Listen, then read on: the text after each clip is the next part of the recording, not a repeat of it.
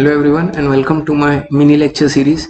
So today we are going to see four words, okay, which are confused a lot with each other. However, they are very distinct from each other. So let us have a look at the words here. Okay. So the first word over here is glycogenesis.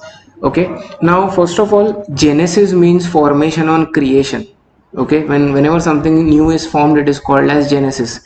Whereas lysis means breakdown. So genesis is creation or formation, lysis is breakdown. Let us see the first word. The first word is glycogenesis. So glycogenesis is basically formation of glycogen.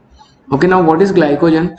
So glucose, whatever glucose is extra in the body, after the cells have already had their consumption, that extra glucose is converted into glycogen. Okay, and this conversion is done in liver and muscles.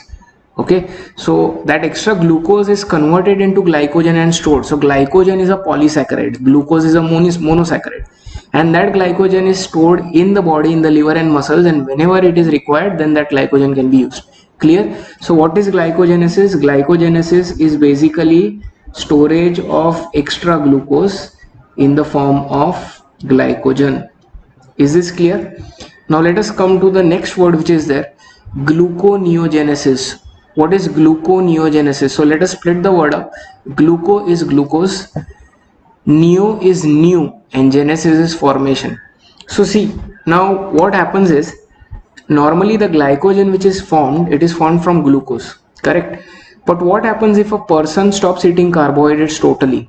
So that person will not have any carbohydrates in the body, but the cells require glucose as a source of energy, but that person is not eating any carbohydrates. So when will glucose come from? So what happens is, the body devises a separate mechanism in which proteins and fats or non-carbohydrate sources are used to produce glucose.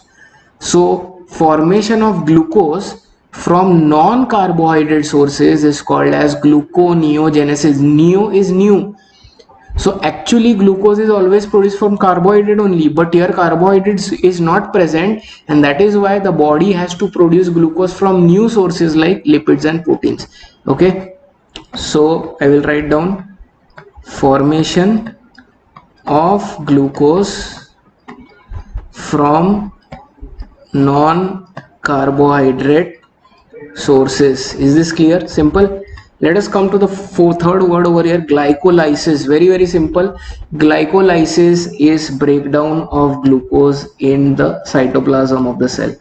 Okay, so many people will say that glyco sounds like glycogen, but basically when you break down glucose, so what happens is, in the cytoplasm of our cells, the glucose is broken down through a series of reactions, and finally two molecules of pyruvate are formed. So breakdown of glucose is called as glycolysis.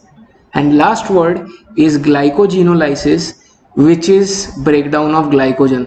So when your body needs glucose and there is no glucose present, so what the body will do is, it will break down the glycogen which is present in the liver and muscles. So glycogenolysis is basically breakdown of glycogen. All right, so let us write that down.